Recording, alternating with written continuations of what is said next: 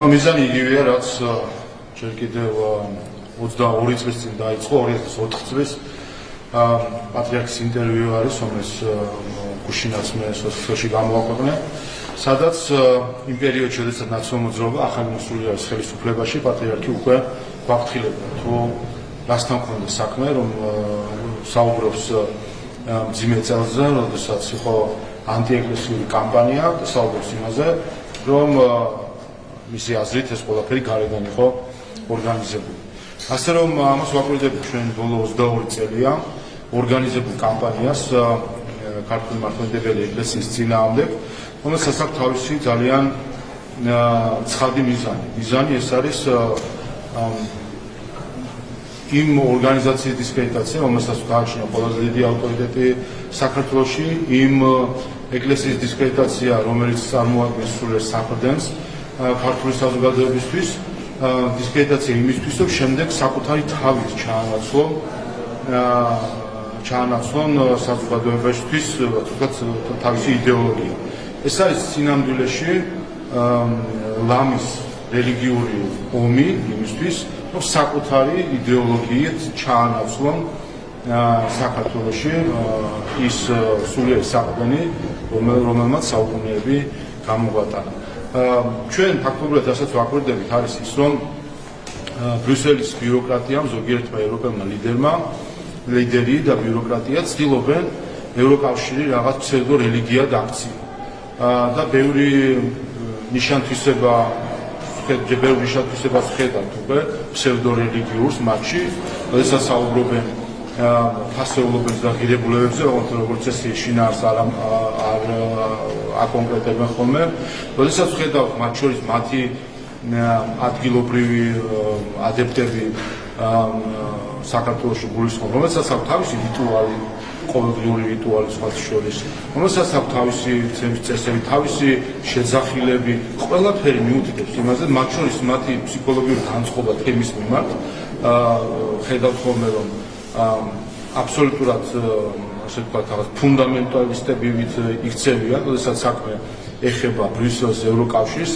კრიტიკის დაშვებასაც კი არ უნდა კრიტიკის დაშვებაც, არიან ჩვეულებრივი ფუნდამენტალისტი ადამიანები, რომლებსაც ევროკავშირი აყვანილიყავთ ფსევდო რელიგიას და ზოგადად რაღაც დასავლეთი როგორც ასეთი. და ჩვენ შესაბამისად ვხედავთ სწორედ ამას. ამაზე საუბრობდა პატრიარქი 2004 წელს, ზუსტად იმ მეთოდებზე, რომელიც მაშინ დაიწყეს და ჩვენ ისე ვერ ვამჩნევთ შეიძლება, მაგრამ პატრიარქი ზუსტად ამაზე საუბრობდა, რომ იყო კლიშეების მიკერების მცდელობა, ანტიდასავლური, შემდეგ ამას მოყვა პრორუსული, ასე შემდეგ ამ კლიშეებით მუშაობა იმისთვის, რომ დისკრედიტაცია მოხდეს. ჩვენ ნახეთ, რომ პირდაპირ ფინანსდებოდა საზღვარგარეთიდან ის ხალხი, ვინც ახდენდა ეკლესიის დისკრედიტაციას, შეგახსენებთ, რომ საფრანგეთის დაფინანსება მიიღო ყველაზე ბოლოს სოვლაბმა, იმ ხალხმა, რომელიც ეკლესიის დისკრედიტაციას იყო დაკავებული, გიორგი კანდელაკის საკითხი გახსოვთ სამებაში ხატთან დაკავშირებით. და ამ ყველაფრის შემდეგ საფრანგეთიდან მიიღეს დაფინანსება. ევროკავშირის დაფინანსება ჰქონდათ და სხვა უცხოური დაფინანსება, ეგრეთ წოდებულ ტოლერანტობის ცენტრს, რომელსაც თან ასე გვია, რომელსაც თან უწოდებენ სახალხო დამცველთან არსებული, რაც არის ჩვეულებრივი აფერისტობა, არანაირი კავშირი სახალხო დამცველთან არ აქვს, მაგრამ ამ ტერმინსაც კონსტიტუციიდან გვართებდნენ, თითქოს ეს რაღაც კონსტიტუციურ ორგანოსთან არსებული რაღაც ჯგუფი არის, უცხოეთიდან ფინანსდებოდა და ეს ადამიანები პირდაპირ დაკავებული იყვნენ არა მხოლოდ ეკლესიის, არამედ პატრიარქის კონკრეტული ადამიანების დისკრედიტაციით. ასე რომ ეს ყველაფერი წლებია გარე დაფინანსებით მიმდინარეობს, მაგრამ ისეც ვნახეთ ჩვენ, რომ მიუხედავად იმ მილიონებისა, რომელიც ჩაისხა ქართული ხალხის წინააღმდეგ, მისი სულიერი საფრდენის დისკრედიტაციის მიზნით, ეს ყველაფერი წყალში გადაეყარათ. ერთ დღეში ნახეს მათ, რომ ქართულმა საზოგადოებამ თავისი პოზიცია ყველაფერთან დაკავშირებით დაანახა და დარწმუნებულია, რამდენიმე ელჩი შოკში იქნებოდა, როდესაც დაინახა, რომ ფუჭი აღმოჩნდა ყველა მცდელობა ძირი გამოეთხარა ქართულ ეკლესიისთვის. 1,5 მილიონზე მეტი ადამიანი ვნახეთ ჩვენ იმ დღეებში სამების ეკლესიაში და დავინახეთ ჩვენ სად არის ევი და სად არიან პროტესტანტები, რომლებიც უნდათ რომ ჩვენ შემოგვასაღონ როგორც ქართველი ელი. ოქტომბრის საქმესთან დაკავშირებით კითხავ, თუ შეიძლება უცვლელია დაკავებულების განცხადებები ისინი მიიჩნევენ, რომ არიან პოლიტიკური შეტაკებულები არაღიარებენ დანაშაულს და ადამიანის განცხადებებით მოусმინეთ, რომელიც ამბობს, რომ 4 ოქტომბერი იყო მარკეტინგულად კარგად შეგუებული ხრიკი აქციებზე ბეთი ხალხის მოსაზიდად. ამ განცხადებას უდამოთხოვა სახალხო დაირჩევის ლევანეისელი, რომელიც ამბობს, რომ პარტიის წინააღმდეგობები არ არსებობს. დასკვნებულა ფაქტები, კადრები, სადაგრაფირების პასუხისმგებლობა და უცხოეთის განცხადება მოხდა რა უნდა ყოფილიყოს. ძალიან იმედგამოწურებელია ეს განცხადება. პაატა მანჯგალაძე ისე როგორც სხვა ორგანიზატორები თავისუფლების მოედანზე სცენაზე იდგა და განაცხადებს, რომ გადაიბარეს ხელისუფლება და პირადად ჩემ დაპატიმრებას დააპატიმრა დაავალა პოლიციას თუ სხვა ძალოვან უწყებებს. ეს დაავალა პირდაპირ. გასაგებია რომ ამ შეთქმულებს არ დაუჯერებს, მაგრამ 7000 კაცი ყავდათ შეკრებილი. ჩვენ სწორედ იმიტომ რომ პოლიციამ და უსაფრთხოების სამსახურებამ პრევენციულადაც იმოქმედეს, იმ მომენტში დროული რეაქცია იყო, სახელმწიფო დაცვის სამსახური იყო სათავედო მოწოდებაზე, ნახეთ, რომ ხელჩართული ბრძოლა მოუწიათ ბიჭებს, რომელიც იცავდნენ პრეზიდენტის რეზიდენციას, იმისთვის რომ არ დამდგარიყო ნეპალი, რომელსაც გვიანონსებდა თითოეული ეს ადამიანი აანონსებდა სისხლისღვრას საქართველოში, ამას გვიანონსებდა და ამას ხარი დაუჭირა ევროკავშირმა შეგახსენებთ. ასე რომ ჩვენ გადავჭით 90-იან წლებში დაბრუნებას და ბატონ სახალხო დამცველსაც დარწმუნებული ვარ თავის ასაკიდან გამომდინარე ახსოვს რაც იყო 90-იან წლები. ასე რომ აქ რაიმე რა გითხრათ ეხა აფთიაქური საზომით ეხა ის დახარ ვიღაცა სცენის კუთხეში იდგა თუ ცენტრში იდგა, იქ იდგა. აბა ერთი წარმატებული ყოფილიყო ეს ყველაფერი.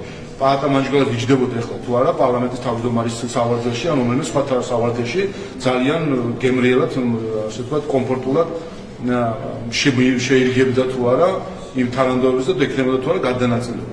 ასე რომ ასე არის რა.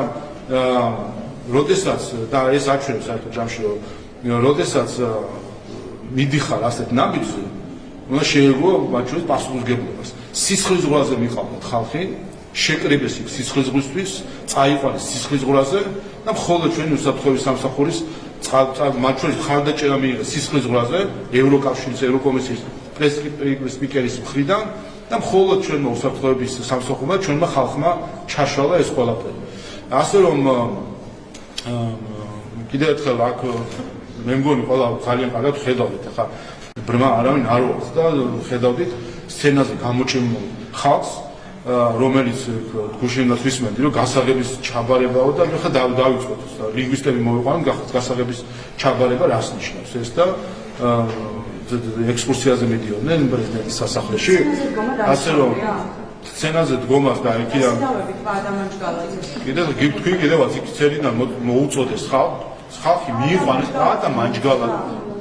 პაატა მანჯგალაძემ და სხვებმა მოიყვანეს ხალხი ნეპალის მოსაწყობად 7000 ადამიანი შეკრიბეს ნეპალის მოსაწყობად ჯერ 7000 რა უთხარი იქ რომ მივიდნენ საქართველოს სისხლი დაეყარა ამას კიდევ ერთხელ ჩვენ ყავს 7000 ადამიანი ექიმი, ვექილი, ინჟინერი, სტუდენტი, პროფესორი ვინც იქ მივიდა 7000 ადამიანი სისხლი დაეყარა აი ეს გააკეთეს ამ ხალხმა იქ მივიდა როგორ არის ნეპალი იყო დაანონსებული იყო ნეპალი და მივიდა ნეპალის მოსაწყობად შემდეგ მიიყვანეს ეს ხალხი იქ პაატა მანჯგალაძემ და მსგავსმა ორგანიზატორებმა შემდეგ მოუწოდეს მათ რომ შევიკრიბეთ და ეხლა დავიწყოთ ამ სქემის აღსრულება წავიდეთ და პრეზიდენტის სასახლე ავიღოთ და დაძრეს ეს ხალხი პრეზიდენტის სასახლისკენ თვითონ ჩამოვიდნენ და გაყვნენ ამ ხალხს პრეზიდენტის სასახლისკენ და მოხდა კიდევაც პრეზიდენტის სასახლეზე თავდასხმა ასე რომ რა არის თუ შენო არ თქონა ზოგიერთებს პასუხისმგებლობის აღებისა თუ შენო არა მაშინ ამ ნაბიჯზე არ წავიდნენ თუ ამ ნაბიჯზე წავიდნენ მაშინ კეთილი იქნებოდა და პასუხისმგებლობას მიიღოს დასრული ადამიანები არიან ყველა მიცის რას ნიშნავს ნეპალი ყველა მიცის გამოყვებოდა ამ ყველაფერს ამაზე გაგვწირეს მოითხოვეს იქ ხალხის დაპატიმრება, დასჯა, დახვრეტა და ასე შემდეგ და საბოლოო ჯამში რო არ გამოვიდათ, ეხლაც უწუნებით რომ კიდევ ერთხელ აბა წარმატებული ყოფილიყო. სალომე ზურაბიშვილი იქ გვერდზე რო იდგა, ხო გახსოვთ ეს კადრები თქვენი გადაღებულია, თქვენ ნანახი. იქ რო იდგა გვერდზე თავისი სტანდარტიანად ლამის და ელოდა რა მოხდებოდა და მხოლოდ მაშინ როდესაც ჩაიშალა სისხლიანი გადატრიალება, მხოლოდ მაშინ რომ გაიპარა ისიც და სხვა ჩვენი მანჯგალაძეს გაიპარა შემდეგ და სახში იჯდა. ჯერ ხალხი მიაყენა ამ ყველაფერს.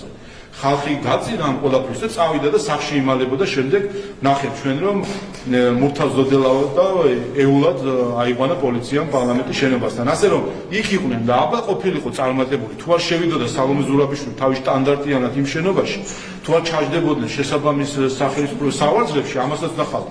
და იცით რას ნახავდით კიდე? თუ არ ნახავდით ზოგიერთ უცხოელს, რომელიც მე მივიდოდა მათთან ერთად და დაიწყებდა ამ ყველაფრის ლეგიტიმაციის ცდილობას. აი ეს იყო ჩვენ 4 ოქტომბერს ევროკავშირის მხარდაჭერით აწყობდნენ აქ ხელისუფლების დამხობას და არ გამოუვიდათ. და იმიტომ არიან გატრონულები. ვინმესმა ხმა გაგიგიათ ევროკავშირის ელჩისგან, რომელიმე ელჩისგან გუში რო გამოვიდა ყველა და კიდევ ერთხელ დაიწყეს ექსტრემისტის მხარდაჭერა. მათი მხრიდან გაგიგონიათ ერთი სიტყვა დაგმობის ამ ძალადობისა, არა. რატომ?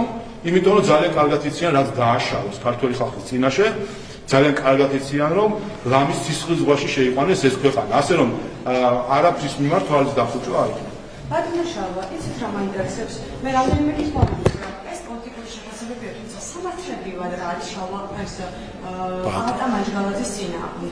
ეს კითხეთ მხოლოდ თომას იმაზე სცენაზე გადაღებული მეტი სამართლებრივად არანაირი დანაშაული არ არსებობს მის მიერ ჩადენილი და რა სცენარები სასამართლო მიზნის სასამართლო რაღაცა ჩაიდინა კადრია არსებობს. გასაგებია რომ მე არ მომვარდა და არ მახჩობდა პირდაპირ, მაგრამ მოუწოდა რომ უნდა დავეპატიმრებინე. ხო გასაგებია, მაგრამ სასამართლო ამისთვის იმართება ბრალიც აყენებულია სამართლებრივი რა წონის არის მისი პასუხისმგებლობა და რაში მიუძღვის ბრალი და რაში არ მიუძღვის, ამას ყველაფერს დაადგენს დამოუკიდებელი სასამართლო, რომელიც არაერთხელ დააკარგა თავისი სამართლობა. ჰელსინკის კომისიას ხოშტარიას დაკავების თავზე მართა სამართლის პოლიცია ისინი ამბობენ რომ სასამართლოს იარაღად იყენებს ქართული ოცნება რათა გააჩნოს ყველა თვითმმართველობას ქვეშ აყენებს.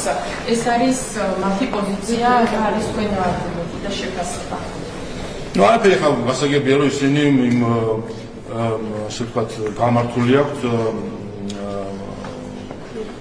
ასე ვთქვათ შედეგების უნდათ რომ გარკვეულწილად კაპიტალიზება მოახდინონ, რისთვისაც ეს ყველაფერი მოაწყეს, რისთვისაც მიხალდათ ელენე ხოშტარია დანაშაულზე, რისთვისაც ჩატოვეს ის ციხეში და გადაახვევინეს გირაო და რისთვისაც აქვს ზოგადად ხალხის პატიმრობაშია, შემდეგ ესეთი განცხადებები, ეს განცხადებები გამოიყენონ შემდეგ საქართველოს ხელისუფლებას თავდასხმისთვის. უკრაინისგან განსხვავების სიტუაციაში ვართ და ჩვენ კონსტიტუციაში გვიწერია მათ შორის რომ ევროატლანტიკურ სტრუქტურებში გაერთიანება არის ქვეყნის მთავარი პრიორიტეტი, ხო?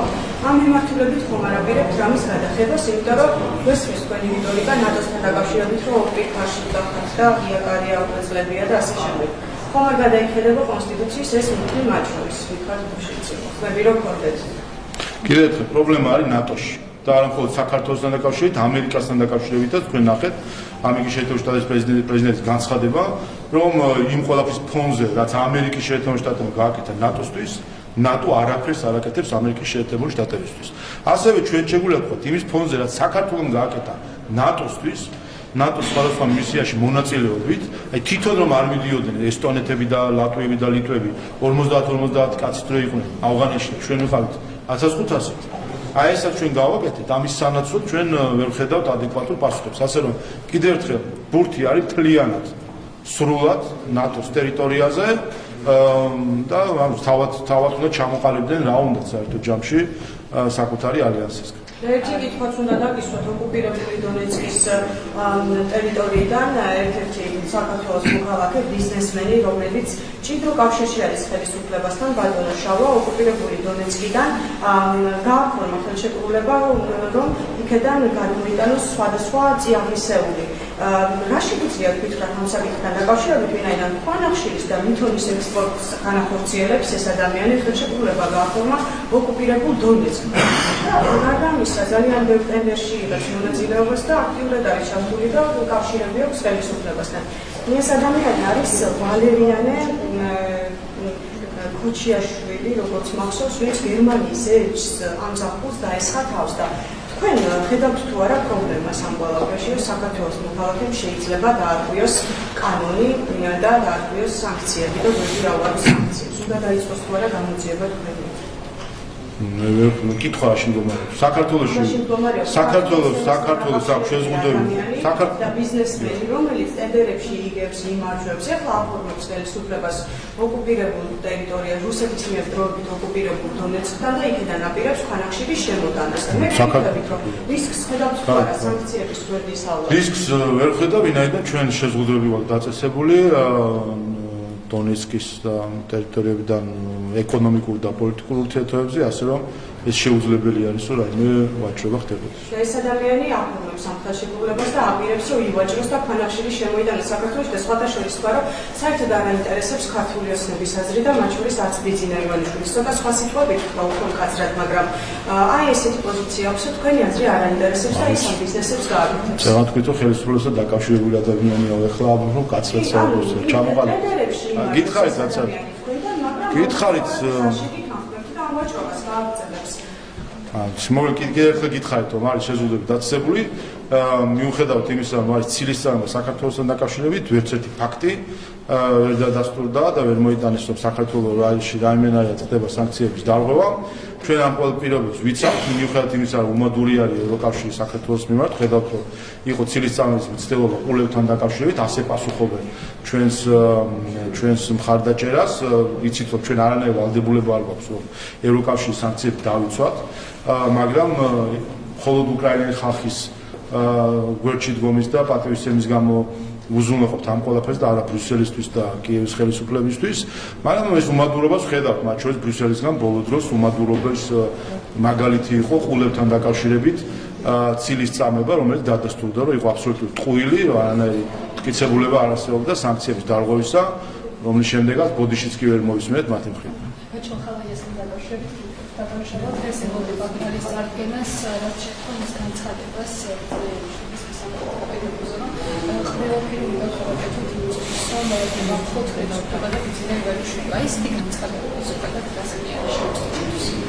მიაჩნევს იმ სურვილებზე, რომელიც აქვთ და რომელიც ხარდაჭერილია გარედან, კიდევ ერთხელ ვთქვი, რომ 4 ოქტომბრის დამხობის შეკრება ხარდაჭერილი იყო ევროკავშირის მხრიდან, ვერ დაგვანხეს და ამის შემდეგ გაიტრუნენ და ერთი ხმა უთქვამო, ერთი დაგმობის სიტყვა არ მოგვისმენია ევროპელებისგან 4 ოქტომბრის გადატრიალების ცდილობის ფაქტზე. და სწორედ ეს სიჩუმე არის შემდეგ წამაქეზებელი ძალადობისა. მე ეს არაერთხელ მithქვამს. ამაზე წერილიც კი მაქვს მიწერილი ევროკავშირის ელჩისთვის, როდესაც პარლამენტის წევრებზე იყო თავდასხმა, მაშინ მივწერე მის მიერ და ევროკავშირის მიერ ხარდაჭერი და დაფინანსებული ადამიანების მხრიდან, მივწერე, რომ თუ არ იქნება საჯარო ღია დაგმობა ამ თავდასხმებისა, ეს გააგებული იქნება როგორც წაქეზება შემდგომი ძალადობისა, 2 თვეც არ იყო გასული, როდესაც მარიამ ლაშს თავდაესხნენ ასევე ევროკავშირისგან ხარდაჭერილი ადამიანები, მცირეწლოვან შულთან ერთად და ამის შემდეგ კიდევ ერთხელ მივწერე წერილი, რომ ხო ხედავთ, რომ არ გმობთ ეს შემდეგ ძალადობას იწვევთ. იცით ამის შემდეგ რა გააკეთა ევროკავშირის ელჩმა? არაფერი. იმიტომ არ აკეთებენ არაფერს, რომ სწორედ ეს არის სინამდვილეში, რაც არის სურვილი, რომ ექსტრემიზმი, რადიკალიზმით მუდმივი შფოთი ქონდეთ შემოტანილი საზოგადოებაში, რომ ხელისუფლების დამხობა, არაღიარება, კონსტიტუციის, ხელისუფლების ორგანოების, ეს ამისი ნორმალიზება მოახდინა. დღეს რასაც აკეთებს ევროკავშირი საქართველოში, ეს არის ტრაგედია, ცივილიზაციული ტრაგედია ევროპის. ვინაიდან ჩვენ ევროპის წიაღში ყავს ორგანიზაცია ევროკავშირის სახით, რომლის ხელმძღვანელობა უბრალოდ გასული არის ყოველგვარი ევროპული ღირებულებებისგან და ხელიდან მიდის, როგორც იტყვიან ხოლმე. ხედავთ აბსოლუტურ აკითხათ რაიმე თუ საერთოდ შეიძლება არსებობდეს რაიმე დემოკრატიული ღირებულება ამ ყველაფერთან გასულები არის. ჩვენ გვიწევდა ჯერ ჩვენი სუვერენიტეტის გატანა საბჭოთა კავშირის წინააღმდეგ.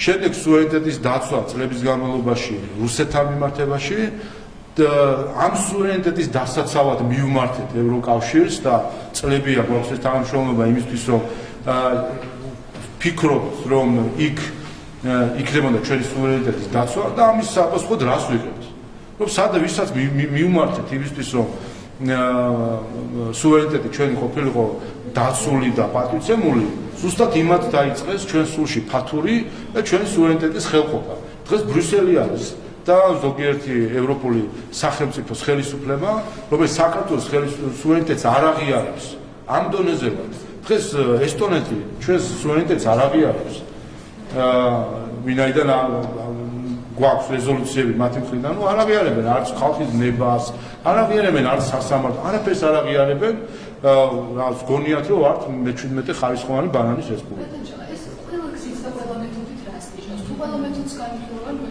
თავს პოლიტიკურ პარტიებს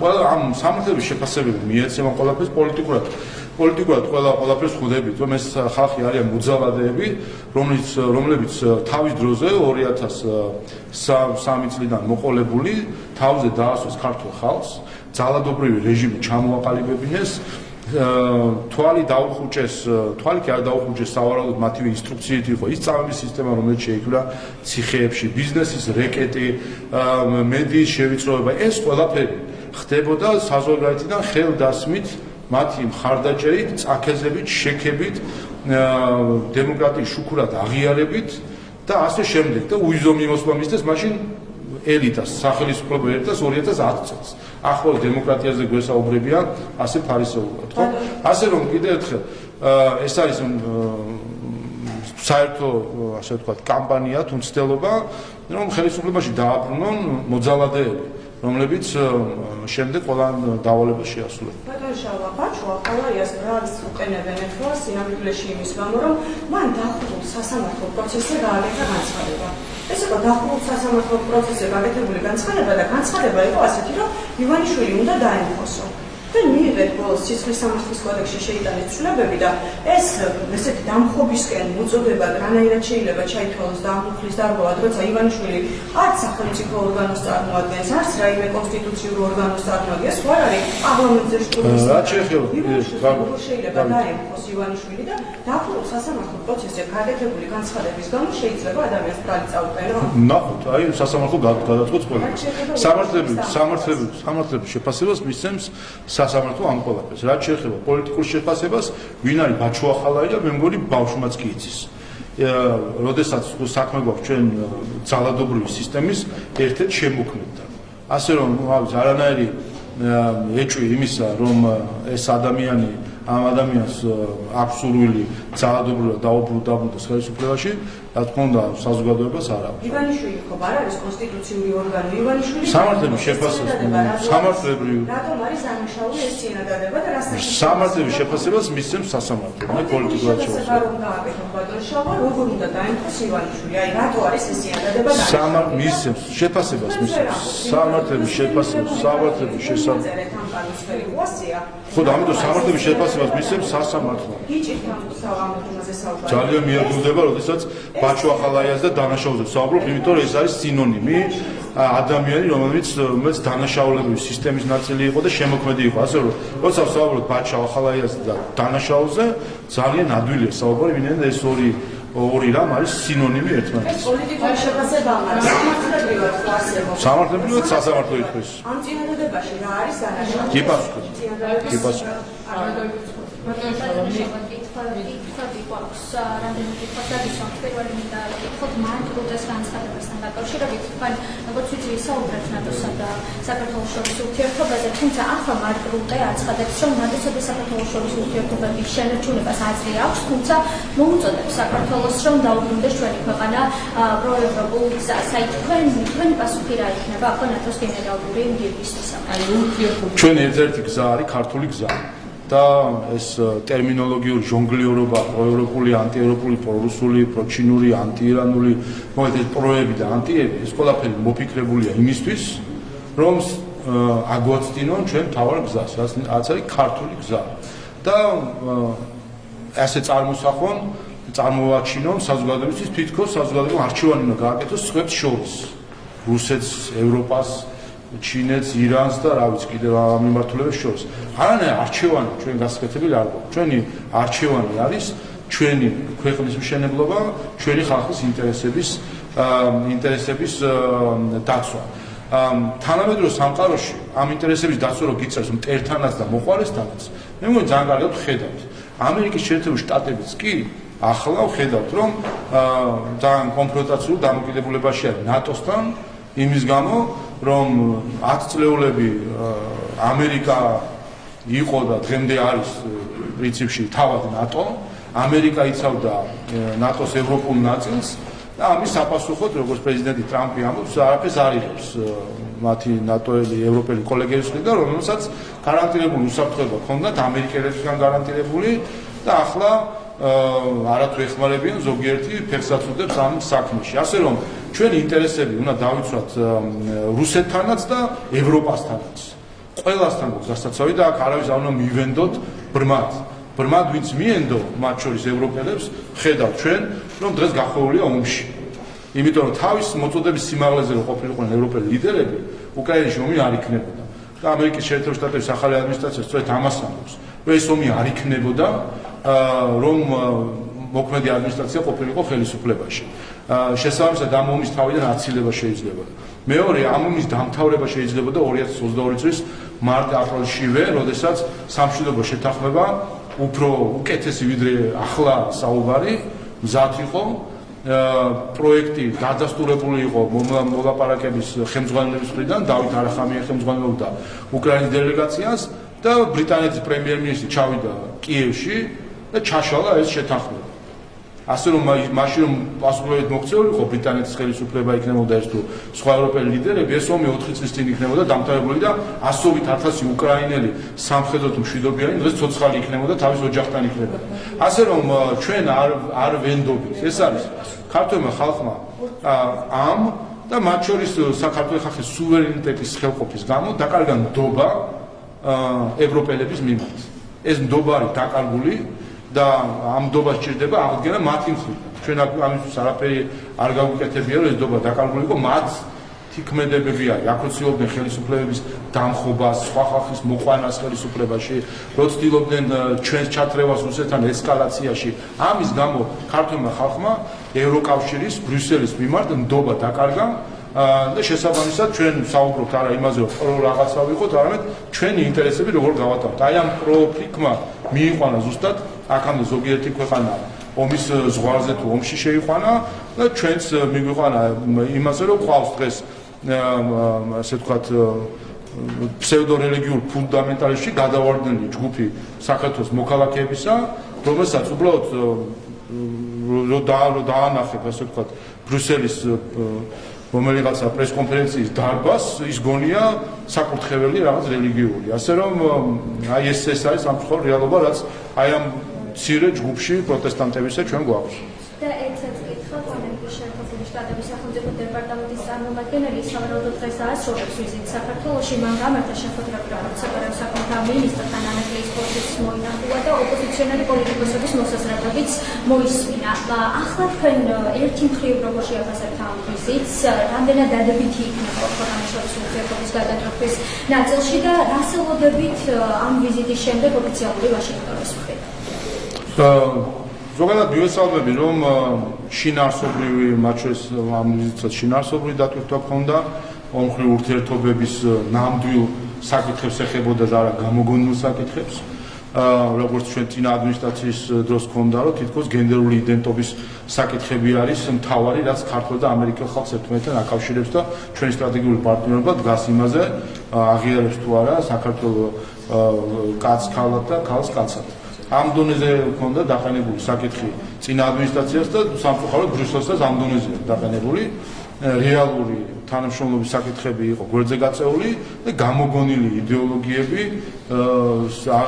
იდეოლოგიების მიმართ ერთგულება იყო აღებული როგორც ტესტი თანამშრომლობისა. ამიტომ მივესალმები რომ სწორედ ასე საქმიანად შინაარსობრივად უყურებენ, ნახეთ თქვენ რომ ეკონომიკური საკითხებით არის საკითხებს ეხებოდა ეს ვიზიტი და ეს გვაძლევს ჩვენ იმ ოპტიმიზმის საშუალებას რომ ჩვენს ქვეყნებს შორის ნამდვილი სტრატეგიული პარტნიორობა ორი ქვეყნის ინტერესებიდან გამომდინარე იქნება და რაღაც გამოგონილ ყალბცრუ რაღაც იდეალებს რომელიც სინამდვილეში არ არსებობს იგონებენ იმისთვის რომ პატარა ქვეყნებს თავს მოახვიონ და დაიმორჩილონ. ასე რომ იმედით ვუყურებთ მათ შორის ამ ვიზიტის შედეგსაც მეორე მხრივ რა თქმა უნდა ჩვენ უფრო მაღალ ტემპს ვისურვებდით სტრატეგიული პარტნიორობის დამყარების გზაზე. ყოველ შემთხვევაში ჩვენ ამისკენ მოწადინებული ვართ. დანარჩენი ამერიკის შეერთებული შტატების ადმინისტრაციის ხელში არის. ოპოზიციასთან დაკავშირებით ვკითხოთ, რომ დავაშოზე ბოლომდე ამ აგებდნენ განცხადებას, რომ სწორედ ისინი მოვიდნენ ხელისუფლებაში და ისინი იქნებიან ხელისუფლების წარმომადგენლები. ეს განცხადება შეიძლება ეკუთვნოდეს რაიმე რეალობას თუ ეს არის მათი მცდელობა ამ ურჩევის მიმართ, რომ შეაგულიანონ წარსულს და გამარჯვებულონ, რომ კი მათ ამ ჩანსი ამ ყველაფრის. ავიც ამ ხალხო მემოჭკუა ვერ ისწავლა, ანუ სისხლიანი 9 წლიანი რეჟიმის შემოქმედები გამოდიან და ცხრაწეულები საუბრობენ რომ სურთ ხელისუფლებაში დაბრუნება და მათ გონიან თუ ქართული ხალხი მათ ხელისუფლებასთან ახლოს გააკარებს სადმე. ეს პირდაპირ ჩვეულებრივად ჩამოგიდეს თავისივე ხელით წითელი ნაჭერი ქართული ხალხის თვალწინ, იმის რომ მივხვდეთ სინამდვილეში რასთან გვაქვს საქმე, ხო? კიდევ ერთხელ ნაციონალ მოძრაობის რეინკარნაციას ვაკვირდებით, ნაციონალ მოძრაობა რომელიც ფრაგმენტებად იყო დაშლილი, კვლავ დაუბრუნდა თავის საწყისებს ერთიან ნაციონალ მოძრაობას და დღეს უყურებთ ამ ერთიან ნაციონალ მოძრაობას ამ ცხრიანი სახით, რომელმაც დაიბრუნა თავის უწინდელის სახე, გამორჩეული ნაციონალ მოძრაობის გამორჩეული ლიდერების სახით ყველას თითოეულს, რომელსაც თავისი წვლილი აქვს შეტანილი ანტიდემოკრატიული ადამიანის მოძულე ძალადობრივი რეჟიმის შექმნაში. აი ასეთი გროტესკული წარმონაქმნი გვაქვს ჩვენ, რომელსაც ხედავთ რომ ხედავთ საერთო ჯამში საიდანაც აქვს ხარდაჭერა ქვეყნის გარედან.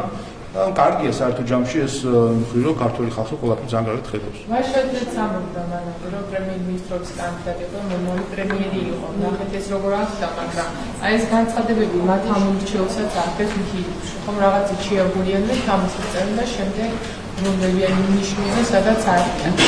ეს არის თუ ეს არის ახალი დაანონსება რომ ისე შემოადგენენ. გუშინის ვიეთ ბატონ ვაშაძე სამი რო არიან, რაღაც რომელი იყო პატიოსანიო, პროფესიონალიო, კიდე რაღაცა პატრიოტიო, ნუ არის პუთი დაწყებულ სიტყვებს ნუ გაეთამაშებიან, შეიძლება სხვა სიტყვებიც მოყვეს შემდეგ ამ რიგში.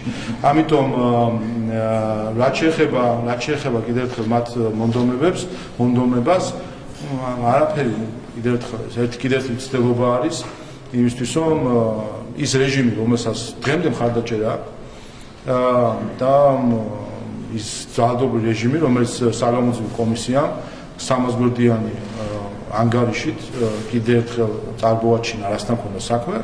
დღესაც ხედავთ რომ ევროპის სახალხო პარტია არ რიცხავს მათ თავისი რიგებიდან.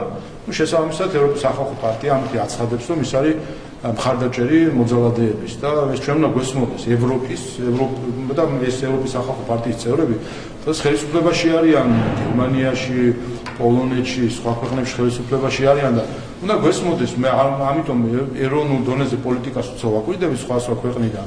ამ რაკურსში უნდა დავინახოთ ეს ყველაფერი, როდესაც მოძალადეების პარტია შენი თანამებრძოლი არის, როდესაც წამების სისტემის შემქმნელი შენი თანამებრძოლი არის ამა თუ ევროპული ქვეყნის ხელისუფლებისა. გასაგებია რომ შენი ღირებულებებით ხარ პლინტუს ქვემოთ და ამიტომ შესაბამისი გადაწყვეტილებიც არის ხომ. ბატონო შალვა, ევროკავშირთან დაკავშირებით მინდა ასევე რომ ვკითხოთ, ევროპარლამენტი ემზადება საქართველოს შესახებ ანგარიშის დასამტკიცებლად, შესწორებები უკვე შეტანილი არის და ახლა ეს არის რომ ითხოვენ ევროკავშირმაც გაიზიაროს დიდი ბრიტანეთის დაწესებული სანქციები, მოითხოვენ რომ გაუქმოთ კანონები და ეს იქნება პირველი ნაბიჯი ურთიერთობების გადასახედად. ხო, ჩვენ არც გადახედოს არ ვაპირებთ, თვითონ გადახედონ საკუთარ დამოკიდებულებებს ის ქართველების მოძულე პოლიტიკა, რომელსაც ევროპარლამენტის ჯგუფი აწარმოებს, ეს არის სირცხული, ვინაიდან ხედავ ჩვენ ამ ანგარიშებს როგორც წესი ამზადებს ხოლმე ქალბატონი რასა იუკნევიჩიანი, რომელიც გამოირჩევა ქართველი ხალხის მიერ ფაშისტური განცხადებებით. როცა ანგარიშებს წერს ადამიანი, რომელიც ქართულ ხალხის მიერ ფაშისტურ ტერმინოლოგიას იტენებს, ეს თავისთავად უკვე კატასტროფა არის ევროპისთვის, რომელიც კიდევ ერთხელ სამწუხაროდ პოსტსაბჭოთა აგითხათ პირებს აქვთ ხელში ჩაგდებული დღეს ძალაუფლება ბრიუსელში და ხედავთ რასაც დაამსგავს საბოლოო ჯამში ამსგავსებენ პირდაპირ საბჭოთა კავშირს ევროპარლამენტის სხდომებს უყურებთ ხომ საქართველოს დაკავშირებით გვახსენდება საბჭოთა კავშირის სახალხო დეპუტატთა ყრილობა შეგიძლიათ ნახოთ კიდევაც 9 აპრილის შემდეგ გამართული ყრილობა რომელსაც ზუსტად ასევე ლანძღავდნენ ქართველებს როგორც გლანძღავენ დღეს ქართველებს ევროპარლამენტში ასე რომ საბოლოო ჯამში აღმოჩნდა რომ ევროკავშირმა აღმოსავლეთით გაფართოებით მიიღო ის რომ შეეპარა საბჭოთა კავშირის ბაცილა რომელიც ძალიან ვრცელდება ასე ვთქვათ იდეოლოგიურად ევროკავშირში და მას უფრო მეტად და მეტად ამსგავსებს საბჭოთა კავშირს. და ერთ დავას უბრალოდ ლევან ისეგენი თქვენი არჩეული არის მათ შორის თქვენი უმრავლესობის ხმების უმრავლესობის და მას ასე რომ ვთქვათ მხარი ახლა დაუჭირეთ მის ობიექტურობასაც ენდეთ ხო? და დღეს რატომ არის თქვენთვის ასეთი მიუღებელი, როდესაც ის ამბობს რომ არასდროს მტკიცებულება ბატონ მაჯვალაძესთან დაკავშირებით რატომ არ ფიქრობთ რომ სახალხო დამცველის ეს ნათქვამი და შეფასება მხოლოდ ცარიელი სიტყვები შეიძლება არ იყოს და მას აქვს წარმოქმნა ზუსტად რასაც ამბობს. თქვენ ამბობთ რომ აი უნდა დაინახოს რომ იოსელიანმა სწორად ყველა მე მაინტერესებს ის აფასებს ამ შემთხვევაში საქმეც იცის ბევრი ინფორმაციაც აქვს და რახან ამბობს რომ მტკიცებულებები არ არის თქვენ გადაჭერთ ამბობს რომ არის მტკიცებულებები მასაც აქვს ინფორმაცია მეც მაქვს ინფორმაცია მას აქვს თავის შეფასება მაგ ჩემი შეფასება ეს არის არჩეულია სხვადასხვა და რა აქედან გამომდინარე უფლება არ გვაქვს რომ ჩვენი აზრი გქონდეს თუ რა პლურალიზმი ამას ქვია პლურალიზმი და როდესაც სახალხო დამცველს აქვს თავისი ალბათ მოსაზრება შეიძლება გქონდეს მე შეიძლება გქონდეს ჩემი მოსაზრება, მაგრამ პრობლემა არის ამასთან. არა, პრობლემა თქვენი მოსაზრება, რაზე დამქნობით გაქვთ, თქვენ შეგიძლიათ ერთი სამართლებრივი არგუმენტი დაასახელოთ, რის გამოც ბატონ მაჯვალაძე უნდა იყოს ციხეში. აი ერთი დავისახელეთ, ერთი სამართლებრივი არგუმენტი, რის გამოც ფიქრობთ, რომ ბატონ მაჯვალაძე იყო იმ 7000 კაციანი თავყრილობის ორგანიზატორი, როგორც თვითონ დაგვისახელა თავისთავად ვიდეო მესიჯში. რომელიც შეყარეს ისი რა ქვია ნეპალის მოსაწყობა, სისხლისგვის მოსაწყობა. შემდეგ სცენაზე ბატონი პაადამ ანჯგალაძე იქ იყო, სადაც აგვიკითხეს მანიფესტი, რომლითაც ჩვენ ჩამოგვართვეს ხელისუფლება, ქართულ ხალხს ჩამოგვართვეს ხელისუფლება და მიისაკუთრეს ეს ხელისუფლება, გასცეს ბრძანებები უმაღლეს თანამდებობის პირების დაკავებასთან დაკავშირებით. და გასცეს ბრძანებები პრეზიდენტის სასახლის აღებასთან დაკავშირებით. ეს ყველაფერი ამ ყველაფრის თანამონაწილე ხედავდით რომ იყო ბატონი პაატა მაჯგალაძე. და მარტივი კითხვა არის, თქვენი აზრით წარმატებული რო ყოფილიყო და დავეპატიებინეთ უყლა და აიღო პრეზიდენტის რეზიდენცია და ქალბატონი სალომე როგორც ჩანს დაგიგმილი ქონდა თავისი სტანდარტით შესული იყო პრეზიდენტის რეზიდენციაში, თქვენი აზრით რომელ სახელმწიფო სავარძელში წამოჯდებოდა ბატონი მაჯგალაძე და ასე თქვა თავისი მიამიტური სახით როგორ გვესაუბრებოდა შემდეგ უკვე სხვა საკითხებზე. ასე ჩაეშალათ სისხლიანი გადატრიალება, კეთილი ინებონ ეხა პასუხი აღონ. ეგრე არ არის. თან წახვიდე რევოლუციონერობა გიდონდეს, თუ შნო არ გაქვს, მაშინ რაღაც რევოლუციონერობა არ უნდა დაიწყო და სისხლიანი გადატრიალებები არ უნდა მოინდომო და თუ შნო არ გაქვს და თუ მიდიხარ სისხლიან გადატრიალებებზე, მაშინ კეთილი ინებე და ჩაჯექი. აგერ რევოლუციონერები, სტალინი და სხვები იჯდნენ ციხეში, როცა თავის დროზე აწყობდნენ რაც სხვადასხვა ძალადობრივ აქტებს. ეს არის, თუ უნდათ რევოლუციონერობა, შეეუბნონ იმას, რომ ამას მოყვა პასუხისმგებლობა. ბოლო კითხვას გაგისვამთ, ჯო უილსონმა და სტივ კოენმა წარადგინეს ამერიკის შეერთებულ შტატებში დაარეგისტრირეს ახალი აქტი ჩინური და რუსული გავლენების შესწავლას ითვალისწინებს ეს და უნდა გააგრძელოს თუ არა ამერიკამ ქართულ პროექტებში ინვესტირება მას შემდეგ, რაც რუსული და ჩინური გავლენები დაინახეს მათ საქართველოში. ვფიქრობ, აკვიატებულ აზრებზე კომენტირება პოლიტიკური საკითხი არ არის, მიჭის რაიმე აკვიატებული აზრი აქვს ამ ადამიანს. ეს მისი პრობლემა არის, ვფიქრობ და არა ჩვენი პრობლემა. მადლობა.